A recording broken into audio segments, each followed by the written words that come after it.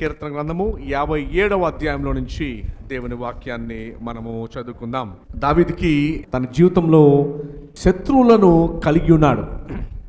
తన సొంత వారు, ఇంట్లో ఉన్నవారు, తన కుమారులు, నమ్మిన అహితోఫేలు వంటి వారు అనేక మందిని ఆయన శత్రువులుగా కలిగి ఉన్నాడు దావీదు. ఈరోజు మనం చూడడం అంశం ఏంటంటే, దావీదు సౌలు రాజు దగ్గర నుంచి తప్పించుకొని గాతు రాజు దగ్గర నుంచి పిచ్చోడిగా ఆయన ప్రవర్తించి గాతు రాజు అతన్ని బయటికి పంపించేసిన తరువాత సౌలు తరుముతున్నాడు, గాతు రాజు తరుముతూ ఉన్నాడు. వారిద్దరి దగ్గర నుంచి తప్పించుకుని అదుల్లము అనే ఒక గుహలో దావీదు గారు దాక్కున్నారు. ఆ గుహలో దాక్కుని ఈ కీర్తనను ఆయన రాస్తూ ఉన్నాడు. గుహలో దాక్కుని ఈ కీర్తన ఆయన రాస్తూ ఉన్నాడు. ఈ కీర్తనలో మనం చూడబోయే అంశం ఏంటంటే, దావీదు భక్తుడు మరణ భయంలో ఆయన ఉంటుండగా ఈ కీర్తన రాశాడు. ఆ గుహ అరణ్య ప్రాంతంలో ఉన్న గుహలో అనేకమైన విషసర్పాలు, పాములు, తేళ్ళు, ఇంకా అనేకమైన విషసర్పాలు ఉంటుండగా ఆయన ఆ గుహలో నుండి ఆయన మరణ భయం చేత బాధపడుతూ భయపడుతూ రాసిన కీర్తన. గమనించండి, గుహ చాలా లోతుగా ఉంటుంది, గుహ చీకటిగా కూడా ఉంటుంది. ఆయన ఆ చీకట్లో నుంచి ఆ భయంతో భవిష్యత్ మీద ఎటువంటి ఆలోచన ఏమీ కూడా లేకుండా, అంటే రేపు నా పరిస్థితి మరణమే తప్ప నాకు ఇంకొకటి ఏది కూడా కనిపించట్లేదు అనే పరిస్థితుల్లో ఆయన ఈ కీర్తన రాశాడు. అయితే కీర్తనలో ఉన్న గొప్ప విషయం ఏంటంటే, ఆయన చీకట్లో ఉన్నాడు, చీకటి వైపు చూడకుండా వెలుగు వైపు ఆయన చూస్తూ ఈ కీర్తన రాశాడు. ఆయనకున్న భయము చాలా టెన్షన్ తీసుకొచ్చే భయము, మరణ భయం ఉంది. ఆ భయంలో నుంచే దేవుని వైపు విశ్వాసాన్ని చూపించి దేవుని స్తుతిస్తూ ఆరాధిస్తూ గణపరుస్తూ ఉన్నాడు. అందుకని ఆయన 57 అధ్యాయంలో రాస్తూ ఈ రీతిగా రాశాడు. ఏమని రాశాడు? దేవా నన్ను కరుణింపుము, దేవా నన్ను కరుణింపుము అని రాశాడు. ఈ యొక్క సందర్భం మన ఏది జ్ఞాపకం చేస్తుంది అంటే, మన భయంకరమైన టెన్షన్లోని, ఇబ్బందుల్లోని, కంగారులోని, మరణంతో కూడిన భయాల్లో మనిషి ఉన్నప్పుడు ఈ యొక్క మాటను మనం జ్ఞాపకం చేసుకోవచ్చు. చూడండి, దావీదు గుహలో ఉన్నాడు. గుహ చీకటిగా ఉంది, సర్పాలు ఉంటాయి, తేళ్ళు ఉంటాయి, ఇంకా విష సర్పాలు, ఇంకా అనేకమని ఉంటాయి. తప్పించుకొని వచ్చాడు. అప్పుడే సౌలు దగ్గర నుంచి తప్పించుకొని వచ్చాడు. గాతురాజు దగ్గర పిచ్చోళ్ళ ప్రవర్తించి ఈ పిచ్చోడితో నాకేం పని చెప్పి గాతురాజు దగ్గర నుంచి తప్పించుకొని బయటకు వచ్చాడు. అయితే దావీదు వచ్చిన తర్వాత ఈ గుహలో ఉన్నాడు. ఈ గుహ అంతా చీకటిగా ఉంది, విష సర్పాలు ఉన్నాయి. ఆ గుహలో ఉండగా ఎంతో టెన్షను, ఒంటరిగా ఉన్నాడు, తనాన్ని వాళ్ళు ఎవరు లేరు. వాస్తవానికి ఆ గుహ బయట సింహాలు కూడా తిరుగుతూ ఉన్నాయి. ఒంటరిగా ఉన్నాడు, అనేక కొదమ సింహాలన్నీ ఉన్నాయి. ఆ లోపల ఉండగా ఆ భయంతో ఈ మాటలు రాస్తూ ఉన్నాడు. దావీదు తన జీవితంలో మరి దేవుడు గొర్రెల కాపరి స్థితిలో నుండి అతన్ని రాజుగా గొప్పగా హెచ్చించాడు. అయితే తన జీవితము, లైఫ్ సులభంగా, ఈజీగా ఏమీ వెళ్ళలేదు, చాలా కఠినంగా, ఇబ్బందిగానే వెళ్ళింది. ఇక్కడ దావీదు జీవితంలోంచి మనం నేర్చుకోవాల్సిన ఒక గొప్ప పాఠం ఏంటంటే, అవును, కష్టము, శ్రమ, ఇబ్బంది, చీకటే అతను కనపడుతూ ఉంది. ఆ చీకటి, కష్టం, ఇబ్బంది కనపడుతున్న సమయంలోనే అతను చీకటి వైపు చూడకుండా దేవుని వెలుగు వైపు చూచాడు.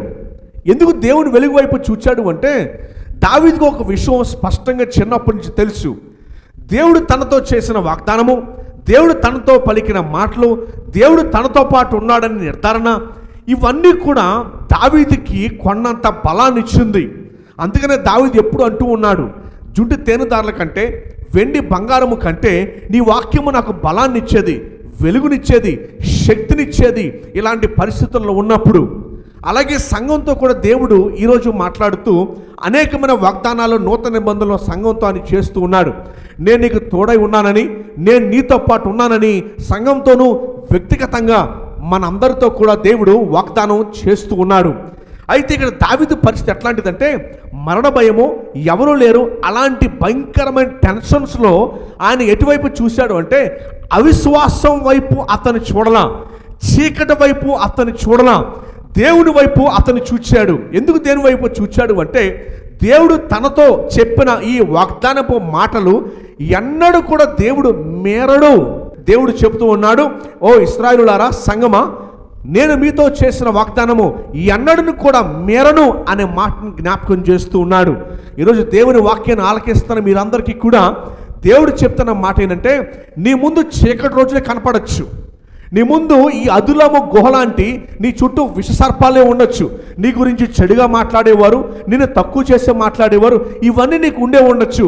కానీ దావీదు జీవితము ఎలాగెళ్ళింది అంటే, తన చూపించిన విశ్వాసము, ఆ విశ్వాసం నుంచి దేవుని మీద గొప్ప కాన్ఫిడెన్స్, గొప్ప నిర్ధారణ, ఆయన నాతో ఉన్నాడని ఆ నిర్ధారణ నుంచి దేవుని వైపు ప్రాకులాడే ప్రేమ వైపు అది నడిపించింది.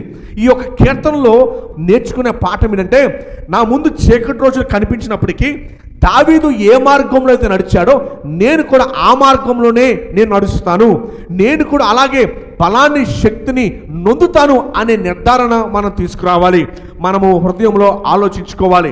కరెక్టే, అనారోగ్య సమస్యలు, ఆర్థిక ఇబ్బందులు, రకరకాల చీకటి పరిస్థితులు మనకు కనపడుతూ ఉండగా అయితే మన దేవుడు మనల్ని విడిచిపెట్టలా.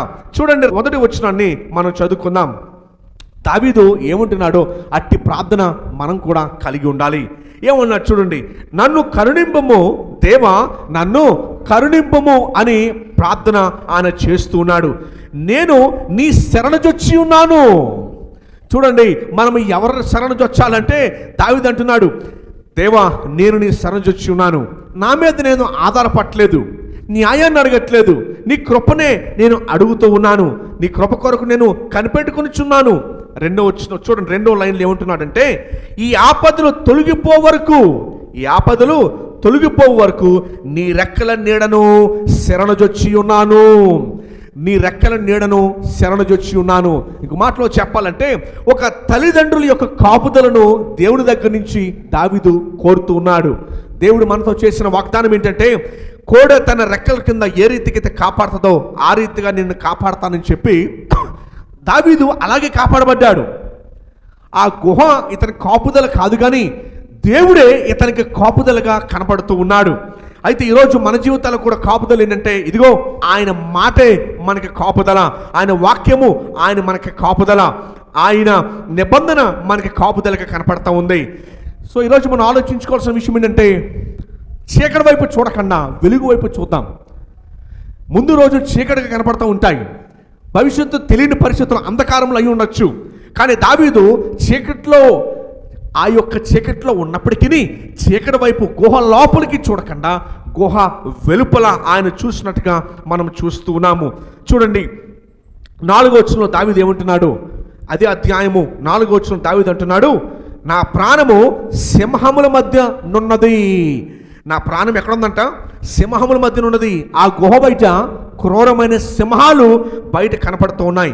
సింహముల మధ్య ఉంది, కోపద్రేకుల మధ్యను నేను పండుకొని ఉన్నాను. పేతురులో కూడా పేతురు ఒక మాట అంటాడు, గర్జించు సింహం వలె ఎవరిని మృంగేయుదుమని అపవాది తిరుగుతూ ఉన్నాడంట. కష్టాలు, శ్రమలు, ఇబ్బందులు తీసుకొచ్చి సాతానుడు ఏం చేస్తున్నాడంటే మన మీదకి అనేకమైన సింహాల వల్లే దాడులు చేస్తూ ఉండగా స్పర్జన్ గారు ఒక మాట జ్ఞాపకం చేశారు. ఏం మాట మనకి జ్ఞాపకం చేశారు అంటే, మన కొరకు యోధా సింహము మనల్ని కాపాడుతూ ఉంది. అనేక సింహాలు మన చుట్టూ వచ్చినను మనల్ని సంహరించడానికి, చంపడానికి, అయితే ఆయన రెక్కల కింద మనల్ని కాపాడుతున్నాడు. యోధా సింహము మనల్ని కాపాడుతూ ఉన్నది అని జ్ఞాపకం చేస్తూ ఉన్నాడు. స్వంచేత ఈ 57వ అధ్యాయంలో మనం నేర్చుకున్న పాఠం ఏంటో తెలుసండి. మనం నేర్చుకోవాల్సిన పాఠం ఏంటంటే, చీకటి వైపు చూడకుండా యోధా సింహం వైపు, తన రెక్కల కింద కాచే ఆయన వైపు మనం చూడాలి. చాలాసార్లు నెగిటివ్ మైండ్ సాతానుడు మనకు తీసుకొస్తూ ఉంటాడు. ఇంకేముంది, నా వల్ల ఏం జరుగుతుంది అనే నెగిటివ్ మైండ్ని తీసుకొస్తూ ఉంటాడు. ఆ మైండ్లోంచి తొలగిపోయి దేవుని వాక్యం మన వైపు సూచిస్తున్న మాట ఏంటంటే, దావీదు వలె మనల్ని ఆలోచించమని చెప్తుంది. దావీదు చీకటి వైపు చూడాల, ఆయన వెలుగు వైపు చూచాడు. ఎవరి వైపు చూచాడు చూడండి, 2వ వచనాన్ని జ్ఞాపకం చేసుకుందాం. ఆయన దేవుని శరణుజొచ్చి వెలుగు వైపు చూచి మహోన్నతుడైన దేవునికి ఆయన మాట్లాడుతూ, నా కార్యము సఫలము చేయు దేవునికి నేను మొరపెట్టుచున్నాను. నా కార్యము సఫలం చేయు ఆయనే దావీదు దేవునికి అప్పగించాడు. మరి వాస్తవానికి ఆ యొక్క గుహలో ఉన్నాడు. గుహలో ఎంతో డేంజరు, బయటేమో సింహాలు తిరుగుతూ ఉన్నాయి. మరి ఎటువైపు అతను పోవాలి? చీకటి వైపు చూచాడా? సాతానుడు ఖచ్చితంగా చీకటి వైపు చూడమని చెబుతాడు, నిరాశ తీసుకొస్తూ ఉంటాడు. ఇంక నువ్వు చేయడానికి ఏమీ లేదు. కానీ దావీదు మరణపాయంలో నుంచి కూడా దేవునికి మొరపెడుతుంటున్నాడు. ఇదిగో ఇక్కడ విశ్వాసులంగా మనకు ఒక పాఠం నేర్చుకోవాలి. ఏంటి నేర్చుకోవాల్సిన పాఠం ఏంటంటే, దేవునికి అప్పగించడం మనము నేర్చుకోవాలి. దేవునికి అప్పగించడము మనం నేర్చుకోవాలన్న పాఠము దావీదు ఇక్కడ మనకి నేర్పిస్తూ ఉన్నాడు. దేవుడు ఏమండి పరిస్థితులు మన చేతిలోకి తీసుకోవడానికి ఆయన ఇష్టపడట్లేదు. ఆయన చేతిలో పెట్టమని, ఆయనకు అప్పగించమని చెబుతూ ఉన్నాడు. అందుకని దావీదు ఇక్కడ నేర్చుకున్న పాఠం ఏంటంటే, నా కార్యము సఫలము చేయు దేవునికి నేను మొరపెట్టుచున్నాను. మరి సఫలం చేసేది ఎవరు? ఆయనే మన కార్యాలను సఫలం చేసేది. చాలాసార్లు అన్నీ మన కంట్రోల్లో పెట్టుకుని ప్రయత్నిస్తూ ఉంటాం. అన్నీ కూడా ఎలాగైనా సరే మనమే జరిగించడానికి ప్రయత్నిస్తూ ఉంటాం. దావీదు ద్వారా నేర్చుకున్న పాఠం ఏంటో తెలుసా? చీకట్లో ఉన్నప్పుడు దేవుని వైపు, ఆయన వెలుగు వైపు చూస్తూ మన జీవితాన్ని ఆయన చేతులు పెట్టమని దేవుడు అడుగుతూ ఉన్నాడు. ఇది గాల్లో దీపం పెట్టేది కాదు. ఇది దేవుడు గాల్లో దీపం పెట్టమంట్లా. ఆయన మనం నేర్పిస్తున్న పాఠం ఏంటో తెలుసా? ఇదిగో నేను నీకు చేయాల్సింది. గిద్యోనుకు దేవుడు అదే పాఠాన్ని నేర్పించాడు. గిద్యోను మిద్యానీయుల మీదకి యుద్ధానికి వెళ్ళినప్పుడు పెద్ద సైన్యాన్ని ఆయన పోగేసుకున్నాడు. చాలా పెద్ద సైన్యాన్ని ఆయన పోగేసుకున్నాడు. 10,000 మంది పోగేసుకున్నాడు. దేవుడు అన్నాడు, మిద్యానుల మీదకి యుద్ధానికి వెళ్ళడానికి నీకు అంత సైన్యం అవసరమా? జస్ట్ 300 మందిని తీసుకువెళ్ళు. దేవుడు ఆ 300 మందితోనే విజయాన్ని దయచేశాడు. దీని ద్వారా మనం నేర్చుకున్న పాఠం ఏంటో తెలుసా? నా కార్యము సఫలము చేయు దేవునికి నేను మొరపెట్టుచున్నాను. మన కార్యము సఫలం చేసేది ఆయనే. సో చీకట్టుకున్నప్పుడు ఎవరి వైపు తిరగాలి? దయచేసి గమనించండి. వర్షం కోసం ప్రార్థన చేసేవారంటండి, మబ్బులు రాగానే ప్రార్థన ఆపేయకూడదంట. వర్షం కోసం ప్రార్థన చేసేవారు దేవుడు వర్షాన్ని తీసుకొచ్చి నేలకు తాకే అంతవరకు ప్రార్థన చేయమని చెప్పాడు.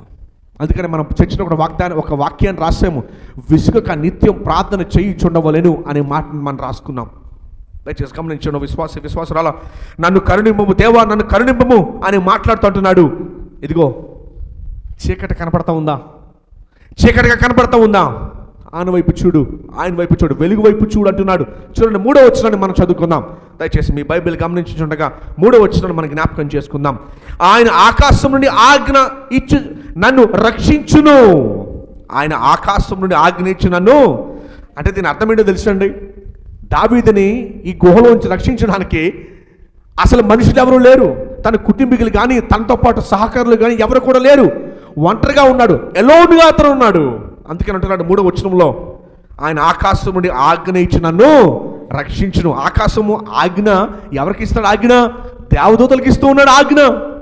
సైన్యములకు అధిపతి అగు యెహోవా ఎవరికి ఆజ్ఞ ఇస్తున్నాడు అంటే దేవదూతలకు ఆజ్ఞ ఇస్తున్నాడు. మనుషులు మనకు ఎవరు సహాయం చేయలేనప్పుడు ఇదిగో దేవుడు ఎవరికి ఆజ్ఞిస్తాడంటే ఆ దేవదూతలకు ఆజ్ఞిస్తూ ఉన్నాడు. మనం వెతుకుతున్న విషయము, మనం అడుగుతున్న విషయము, మనం దేని వెనకాలడితే పరిగెడుతున్న విషయము ఎవరికి మనకి సహాయం చేస్తాడంటే మనుషుల మీద ఆధారపడడం మానేసి ఇదిగో దేవా నీ దూతలను పంపించి నాకు సహాయం చేయండి. ఇంకో ప్రార్థన చేసే దాంట్లో ఒక అంశం ఇది. ప్రార్థన చేసే దాంట్లో ఒక లైన్ ఏంటంటే దేవా నీ యొక్క దేవదూతలు పంపించి నాకు సహాయంగా పంపించు. నాకు ఆఫ్టర్ ఆల్ ఆ దేవదూతలు చేసే పన్నెండు తెలుసా? ఆయన ఆజ్ఞ తీసుకుని మనకి సహాయం చేశాడు. హిజ్కియా కాలంలో మరి 172,000 మందిని తరిమి కొట్టేసింది దేవదూత. అందుకే అంటున్నాడు ఆయన ఆకాశం ఆజ్ఞించి నన్ను రక్షిస్తాడు. నన్ను మృంగుగోరు వారు దోషణను పలుకున్నప్పుడు దేవుడు తన కృపా సత్యములను పంపును. దావీదు మీదకి అనేక మంది దోషణ మాటలు మాట్లాడితే దేవుడే వారికి సమాధానం చెప్పాడు. దావీదు తిరిగి పోరాడలేదు కానీ దేవుడే సమాధానం చెప్పి వారికి సిగ్గును అవమానాన్ని తీసుకొచ్చి వారు ఎప్పుడైతే దావీదు గుంట తవ్వుతారో ఆ గుంటలో తామే పడిరి అని సెలవిస్తుంది. మనం నేర్చుకోవాల్సిన పాఠం ఏంటంటే మరి చీకటిగా మనకి భవిష్యత్తు కనపడినప్పుడు మన చీకటి వైపు చూడడం మానివేసి ఆయన వైపు చూడమని దేవుని వాక్యం సెలవిస్తూ ఉంది. గుహలోకి చీకటిలోకి చూడలా దావీదు. గుహ చాలా చీకటిగా ఉంటుంది, లైట్లేం ఉండదు, లోపల కరెంట్ ఏమి ఉండదు, గుహ చాలా చీకటిగా ఉంటుంది, బయట సింహాలు తిరుగుతూ ఉన్నాయి. నిజంగా జరిగిన సన్నివేశంలో దావీదు అంటాడు, నేను అటువైపు తిరగకుండా, ఆ చీకటి వైపు నేను చూడకుండా, నేను వెలుగు వైపు నేను చూచాను. నేను ఏమండి, సాతానుడేమో చీకటిలోకి లాగుతూ ఉంటాడు. సాతానుడు నెగిటివ్ మనసునిచ్చి చీకటిలోకి లాగుతూ ఉంటాడు సాతానుడు. కానీ దావీదు అయితే సాతానుడికి లోబడలా. చాలాసార్లు మన మనసును సాతానుడు క్యాప్చర్ చేయడానికి చూస్తాడు. మన మైండ్ని, మన తలంపులను సాతానుడు పట్టుకొని లాగడానికి చూస్తూ ఉంటాడు. అయితే మన ఆలోచనల్ని మనం ఎవరికి అప్పగిస్తున్నాం? మన ఆలోచనలు ఎవరికి లోబడేలా చేస్తున్నాం? మన మనసులో చెప్పుకోవాల్సిన మాట ఏంటంటే, నా ప్రాణమా యెహోవా వైపు చూద్దాము, ఆయన వైపు చూద్దాము. అందుకని దావీదు ఏమని తెలుసా? దేవా, నేను శరణజొచ్చి నీ సన్నిధికి వచ్చాను, నేను శరణజొచ్చి నీ సన్నిధికి వచ్చాను అని చెప్తూ ఉన్నాడు. చూడండి, 4వ వచనం, దావీదు యొక్క శత్రువులు ఎంత బలమైన వారో జ్ఞాపకం చేస్తున్నాడు. నా ప్రాణము సింహముల మధ్యనున్నది, కోపద్రేకుల మధ్యను నేను పొండుకొనిచున్నాను. వారి దంతములు సోలములు, అవి అంబులు, వారి నాలుక వాడిగల కత్తి అంటూ ఉన్నాడు. నా శత్రువులు చాలా స్ట్రాంగ్, వారు చాలా నాకంటే బలవంతులు, నా సమస్య నాకంటే పెద్దదై, నేను తీర్చగలిగిన దానికంటే ఇది చాలా పెద్ద సమస్య. కానీ గమనించండి, 2వ వచనంలో దేవుడు చెప్తున్నాడు, నా కార్యము సఫలము చేయు దేవునికి నేను మొరపెట్టుచున్నాను. ఎవరికి మొరపెట్టాలండి? నా కార్యాన్ని సఫలం చేసేది ఎవరు? మనం కాదు, మన తెలివి, మన ఆలోచన కాదు, ఆయన సఫలం చేయవాడు. వెయిట్ చేయాలి. ఏమండి, కొన్ని సందర్భాల్లో మనం వెయిట్ చేయలేం, కంగారు పడిపోతూ ఉంటాం. ఇంకెప్పుడు అనే కంగారు పడుతూ ఉంటాం. దేవుని వాక్యం సెలవిస్తున్న మాట్లాడి తెలుసా, యెహోవా కొరకు ఎదురు చూచి వారు నూతన బలాన్ని పొందుకుంటారని దేవుని వాక్యం సెలవిస్తుంది. తన ప్రియులు నిద్రించుచుండగా వారికి ఇచ్చుచున్నాడని సెలవిస్తూ ఉంది. ఇప్పుడు చెప్పండి, దావీదు వంటి మైండ్ మనం కలిగి ఉండాలి. ఏంటది?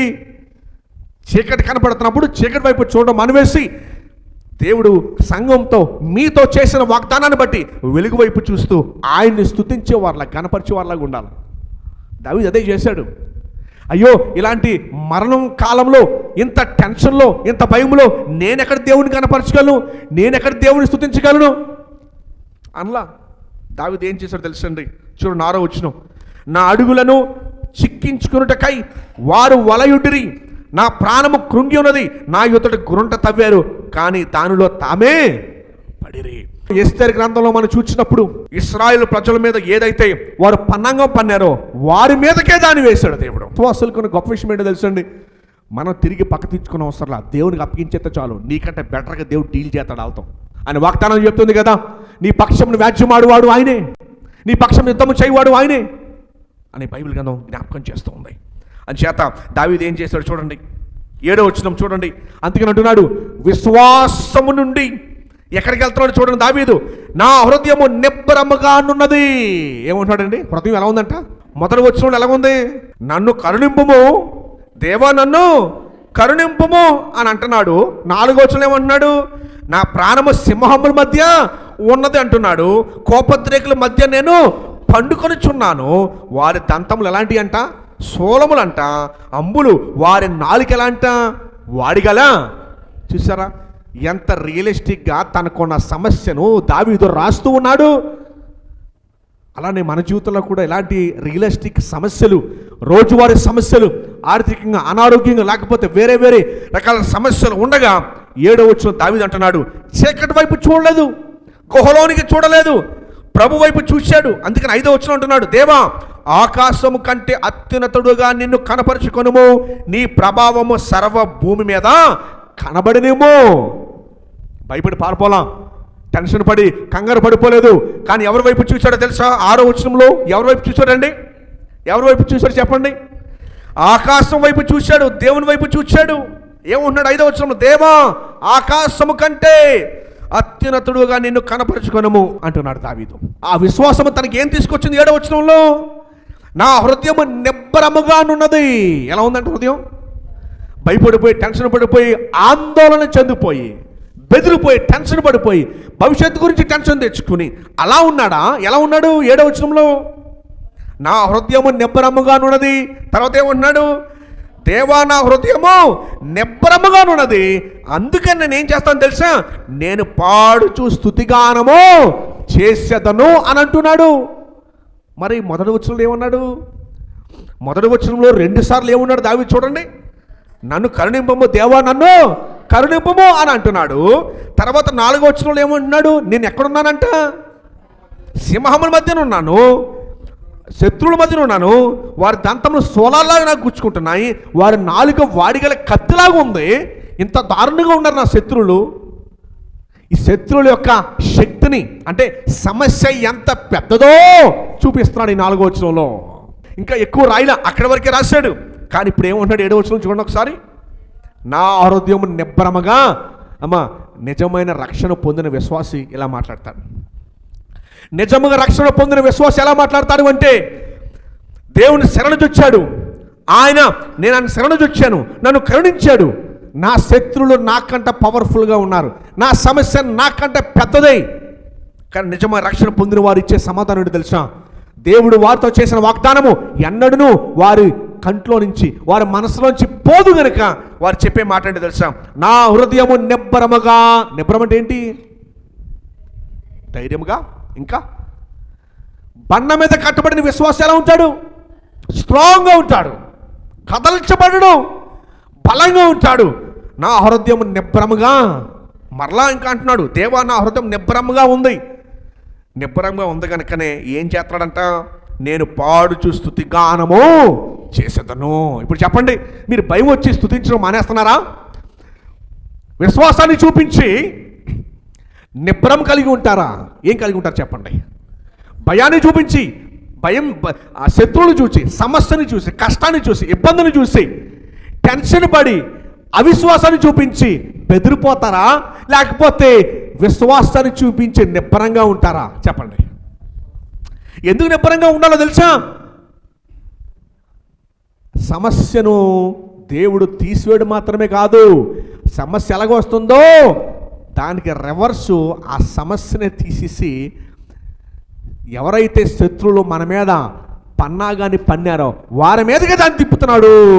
చూసారండి, మన పక్షమున పోరాడేది, యుద్ధము చేసేది యెహోవాయే. మన పక్షమున పోరాడి యుద్ధం చేసేది. చూసారా దేవుడు ఎలా మార్చాడో? బైబిల్ చరిత్ర మొత్తం చూస్తే ఎవరైతే ఇశ్రాయేలు మీద శాపాన్ని పలకమని బాలాముకి చెబితే, బిలాముకి చెబితే ఆ యొక్క తిట్లన్నీ ఆశీర్వాదంగా మారిపోయినాయి, ఆ తిట్లని దీవెనగా మారిపోయినాయి. మీకు విషయం తెలుసండి, విశ్వాసాల జీవితాల్లో సమస్యల్ని దేవుడు దీవెనగా మారుస్తాడు, కానీ అవిశ్వాసమే మనకి ఇబ్బందిగా మారుతుంది. శత్రువులు ఇశ్రాయేలుని ఏం చేయలేకపోయారు, కానీ ఇశ్రాయేలుని డ్యామేజ్ చేసింది ఏంటో తెలుసా? భక్తిహీనత డ్యామేజ్ చేసింది. ఏం డ్యామేజ్ చేసింది? భక్తిహీనత డ్యామేజ్ చేసింది. శత్రువులు డ్యామేజ్ చేయలేకపోయారు. అలాగే మిమ్మల్ని కూడా శత్రువుల సమస్య మిమ్మల్ని డ్యామేజ్ చేయలేవు. ఆ శత్రువును చూసి మీరు భక్తిహీనతలోకి వెళ్తారే, ఇంకే దేవుడు నాకు ఇంకేముంది, అది మిమ్మల్ని డ్యామేజ్ చేస్తుంది. సో ఇక్కడ మనం మార్చుకోవాల్సిన అంశం ఏంటి చెప్పండి? మనం మార్చుకోవాల్సిన విషయం ఏంటంటే, శత్రువు చాలా పవర్ఫుల్, సమస్య చాలా పవర్ఫుల్, సమస్యలు చాలా పెద్దది. ఆ సమస్యను మనం మొయ్యలేనంత సమస్య మన ముందు ఉంది. ఆ సమస్యను మీరు ఎలా చూస్తున్నారు, ఎలా దేవుడికి అప్పగిస్తున్నారు అన్నదే ముఖ్యం ఇక్కడ. భక్తిహీనత ఏంటి? ఆ సమస్యను చూసి భయపడిపోవడము భక్తిహీనత. ఆ సమస్యను బట్టి చీకటి వైపు చూడకుండా వెలుగు వైపు చూస్తే మనం నిబ్బరముగా ఉంటాం. 7వ వచనం కంటిన్యూషను, నేను పాడుచు స్తుతిగానము చేసేదను. ఎందుకంటే ప్రస్తుతము దేవుడు వెంటనే నన్ను సమస్య నుంచి బయటికి తీసేలా, కానీ నాకు తెలుసు ఆ సమస్య నుంచి బయటికి తీసుకొస్తాడని. ఎందుకు తీసుకొస్తాడు? 6వ వచనం అంటున్నాడు, నా ఎదుట గ్రుంట తవ్వి దానిలో తామే పడిరి. ఎవరు పడ్డారు? తవ్వినోడే పడ్డాడు. దాని సమస్యలో పడిపోయింది. ఇంకో మాటలు చెప్పాలి అంటే, చూసారా, విశ్వాసం దేవుడు ఇచ్చిన గొప్ప ప్రమాణం ఏంటంటే, నీ శత్రువుల మీదకి పోరాడేది ఆయనే, మన పోరాడడం అవసరం లేదు. అందుకనే దావీదు అంటున్నాడు, చూడండి ఏమంటున్నాడు దావీదు అంటే, నీ ప్రభావము సర్వ భూమి మీద కనబడినేమో, నా అడుగులను చిక్కించుకున్నటకై వారి ఎంత వలయుడినా తామే పడ్డారు. అందులో చీకటి రోజులు కనపడుతున్నప్పుడు కష్టకాలం కనపడుతున్నప్పుడు, సమస్య కనపడుతున్నప్పుడు అవిశ్వాసాన్ని చూపించి భక్తిహీనతలోకి వెళ్తామా? ఏమా? కష్టకాలం కనిపించినప్పుడు అవిశ్వాసాన్ని చూపిస్తే ఏమవుతుంది? భక్తిహీనత వస్తుంది. అదే కష్టకాల సమస్యల్లో చీకటి వైపు చూడకుండా దేవుని వైపు విశ్వాసంతో చూపిస్తే ఏమొస్తుంది? నిబ్బరం కలిగి మనం జీవిస్తాం. అందుకని దావీదు అంటున్నాడు, నేను నిబ్బరం కలిగి నిన్ను స్తుతిస్తాను. 8వ వచనం చూడండి. నా ప్రాణమా మేలుకొనుము, స్వరమండలమా సితారా మేల్కొనుడి, నేను వేకువనే లేచెదను. ఒక భక్తుడు, యూదుల రబ్బాయి, ఆయన వర్ణిస్తూ అన్నాడు, దావీదు గారి దగ్గర వాయిద్యాలు ఉన్నాయండి, చాలా వాయిద్యాలు ఉన్నాయి. ఆయన తెలగడి కింద గొర్రెలు కాచుకుంటూ రాత్రిపూట పడుకుంటే ఉదయాన్నే తూర్పు గాలి వచ్చి అది వీస్తుండగా ఈ యొక్క వాయిద్యాలు ఆ గాలికి చిన్న చిన్న సౌండ్ చేసేదంట. ఆ సౌండ్కి ఇతను లేచేవాడంట. అంటే సౌండ్ ఏంటి ఆ సౌండ్ అన్నట్టుగా ఆ లేచేవాడంట. అందుకనే ఇక్కడ అంటున్నాడు, నేను మేలుకొందును, నా ప్రాణమా మేలుకొనుము, స్వరమండలమా సితార మేలుకొనుడి, నేను వేకువనే. ఏది విని లేస్తాడంటే ఆ సితార స్వరమండలము విని లేస్తానని చెప్తాను దేవుని స్తుతించడానికి. 9వ వచనం ఏమన్నా చూడండి, నీ కృప ఆకాశం కంటే ఎత్తైనది. అంటే ఆకాశం కంటే ఎత్తైనది అంటే ఈ యెహలోక సమస్యల కంటే ఎత్తైనది నీ కృప నా మీద. ఓకేనండి? నీ కృప నా ఆకాశ సమస్యల కంటే, నా భూలోక సమస్యల కంటే నీ కృప ఎత్తైనది అంటున్నాడు. సో ఈ మాట మరలా జ్ఞాపకం చేసుకుందాం. ఏంటది? సమస్య చీకటి కనిపించినప్పుడు, సమస్య చీకటి కనిపించినప్పుడు అవిశ్వాసాన్ని చూపిస్తే భక్తిహీనులుగా అయిపోయి నిరాశలోకి వెళ్ళిపోతాం. విశ్వాసాన్ని మనం చూపించి వెలుగు వైపు, ప్రభు వైపు మనం చూపించినప్పుడు నిబ్బరం కలిగి మీరు జీవిస్తారు. ఇప్పుడు చెప్పండి, భక్తిహీనతలోకి వెళ్తామా, నిబ్బరం కలిగి జీవిస్తామా? నిబ్బరం కలిగి.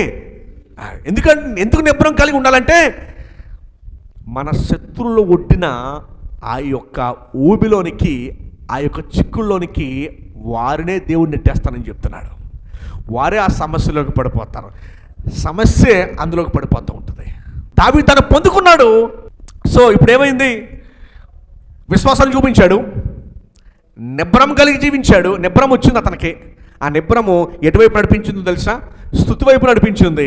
ఆ స్తుతి ఎటువైపు నడిపించిందంటే 10వ వచనం, ప్రభువా జన్ములలో నీకు కృతజ్ఞత స్తుతులు నేను చెల్లించేదను. అంటే నీ కొరకై నేను సాక్ష్యాన్ని చెబుతాను అంటున్నాడు. ఏమంటున్నాడండి? ఏం చెప్తానంటున్నాడు? ప్రజలు ఎదుట నీ నామం నిమిత్తమై, నీ నామ ఘనత నిమిత్తమై నా సాక్ష్యాన్ని చెప్పి నేను ఘనపరుస్తాను అంటున్నాడు. చెప్పండి, ఎంత వ్యత్యాసం ఉందండి?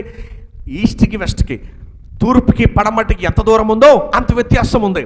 చీకటిని చూసి, చీకటి రోజులను చూసి నాకు ఇక భవిష్యత్తు లేదు, ఇంక నా పని అయిపోయింది అని చీకట్లో మనం ఉండి అవిశ్వాసాన్ని చూపించి భక్తిహీనతలోనికి, పాపంలోకి పడతామా? లేదా ఆ ఏమండి, దావీదు వెళ్ళిన చీకటి కంటే ఇంకా ఏ చీకటి మనం వెళ్ళలేము. అంత చీకటిలోకి, అంత మరణం సమస్యల్లో ఎప్పుడు మనం లేవు. డెత్ అనుభవాలు అంత ఎప్పుడు మనం అనుభవించిన దావీదు చెప్తున్నాడు, దేవుడు మనకి నిరీక్షణ ఇస్తున్నాడు. ఏం నిరీక్షణ ఇస్తున్నాడంటే, నువ్వు చీకటి వైపు చూడటం మాని, చీకటి వైపు చూడటం మాని, ఆ సమస్య చీకటిగా చూడటం మానేసి నీ మనస్సుని, నీ తలంపులని, నీ ఆలోచనల్ని వెలుగు వైపు, దేవుని వైపు చూడండి. దేవుడు నీకు నిబ్బరాన్ని ఇస్తాడు. నీకు నిబ్బరాన్ని ఇచ్చి నువ్వు పోగొట్టుకున్న దేవుడే సమకూరుస్తాడు. మనుషులు ఎవరా పని చేయలేరు. అందుకనే దావీదు చీకటి వైపు చూడకుండా వెలుగు వైపు చూచాడు. చాలామంది సమస్యల్లో, ఇరుకుల్లో ఏదైనా పోగొట్టుకుంటే, ఏదైనా నష్టపోతే వారు ఏం చేస్తారంటే ఇంకా చీకట్లో ఉండిపోతారు. నో, చీకట్లో ఉండకూడదు. మనం వెలుగు వైపు చూడాలి. నీకు నిబ్బరాన్ని ఇస్తాడు, ఆయనే సమకూరుస్తాడు. ఎందుకంటే సమస్యను ఆయన ఏం చేస్తున్నాడు? దాన్ని ఎవరైతే ఒడ్డారో, సమస్యను నీ మీద తీసుకొచ్చారో వారి మీదకే దాన్ని తీసేస్తానని చెప్తున్నాడు. తీసుకొచ్చి ఇంకేమంటున్నాడు? నిబ్బరాన్ని కలిగి, ఆ నిబ్బరం ఏం చేస్తుంది తెలుసా? నీలో స్తుతిని తీసుకొస్తుంది. అప్పుడు నువ్వు ఇక్కడ నిలబడి అందరికీ చెబుతావు, నేను పోగొట్టుకున్నాను అనుకున్నాను, కానీ దేవుడు నాకు సమకూర్చాడు. పోయిందనుకున్నాను, తప్పుపోయిన కుమారుడు వల్లే నన్ను రక్షించుకున్నట్టుగా దేవుడు నాకు కూడా తీసుకొచ్చి పెట్టాడు. అలాగే జనముల మధ్య సాక్ష్యాన్ని చెప్పడానికి దేవుడు నిలబెడతాడు. రెండు దారులు. చీకటి వైపు చూసి, చీకటిలోకి చూసి అవిశ్వాసాన్ని చూపించి భక్తిహీనత పాపంలోకి పడిపోవడం దీవెనకరమా?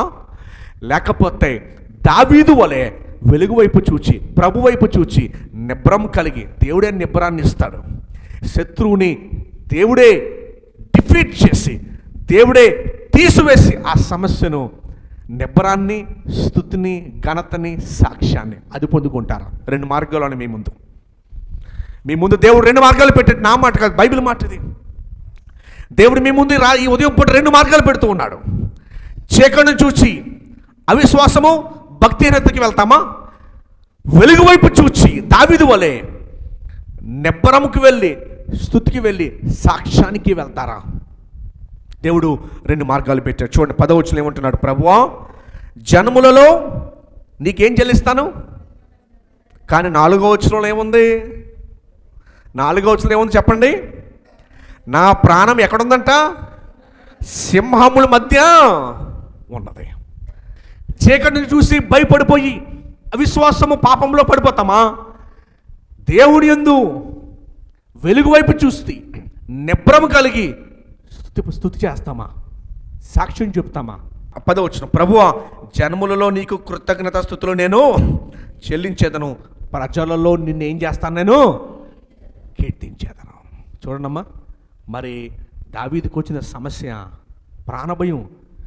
సింహాలు బయట సౌలు చంపడానికి చూస్తున్నాడు, శత్రువులు చంపడానికి చూస్తున్నారు. ఎంత భయంకరం! అందుకని ఇందాక మీతో మాట అన్నాను, ఇలాంటి భయంకరమైన సమస్యలో మనలో ఎవరూ లేము. అయినను దావీదు ఎంత సమస్యలో కూడా ఏమన్నాడు తెలుసా? ఆ గుమ్మం బయటకు వచ్చి ఆకాశం వైపు చూస్తూ అంటున్న మాట ఏంటో తెలుసా? దేవా, నేను స్తుతించి కనపరుస్తాను. నేను ఇక్కడ పరిస్థితులు ఎలా ఉన్నా కూడా ఆ సమస్య నీవే తీసేస్తావు. నువ్వు నాతో చేసిన వాగ్దానాన్ని నేను ఎన్నడూ మర్చిపోను. నువ్వు నన్ను కాపాడుతాను, కాచి నాకు సిద్ధం చేస్తావు. నా కొరకు నువ్వు భవిష్యత్తుని సిద్ధం చేసావు. సింహాసనాన్ని, భవిష్యత్తు నా కొరకు సిద్ధం చేసావు. అది నా దగ్గర నుంచి ఎవ్వరు తీయలేరు. పౌలు గారు మంచి మాట అంటారు, క్రీస్తు ప్రేమ నుండి మనలను ఎడబాపు వాడు ఎవడో అని అడుగుతాడు. చూసారండి, శ్రమైన బాధ, హింస ఏది కూడాను. అలాగే దేవుని కృప ఎంత గొప్పది అంటే 57వ అధ్యాయంలో దావీదు అంటున్నాడు, నన్ను కరుణింపము అని మొదలెట్టాడు. 11వ వచనంలో దేంతో ముగిస్తున్నాడు చూడండి ఒకసారి బైబిల్లో.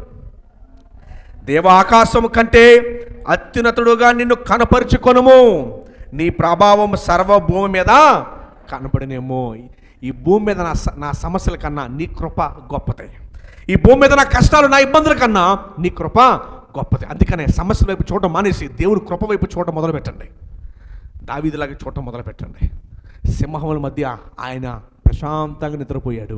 బయటకు వచ్చి ఉదయాన్నే దేవుని స్తుతించి కనపరిచాడు. రియల్ లైఫ్ జీవితాలు ఇవన్నీ కూడా కథలు కాదు కదా, వ్యక్తులు ఉన్నారు, చరిత్ర ఉంది. అలాంటి అనుభవాలతో దావీదు ఈ మాటలు రాస్తున్నాడంటే మరి దావీదుకి ఇచ్చిన బలము, శక్తి అదే దేవుడిని ఈరోజు మీరు, నేను, మనం అందరం సేవిస్తున్నాం. మనం అందరం కూడా అట్టి దేవుడిని మనం సేవిస్తున్నాం. ఇప్పుడు ఏం చేద్దాం చెప్పండి? మనం టెన్షన్ పడుతూ, కంగారు పడుతూ, సమస్యల వైపు చూస్తూ చీకటి వైపు చూస్తారా?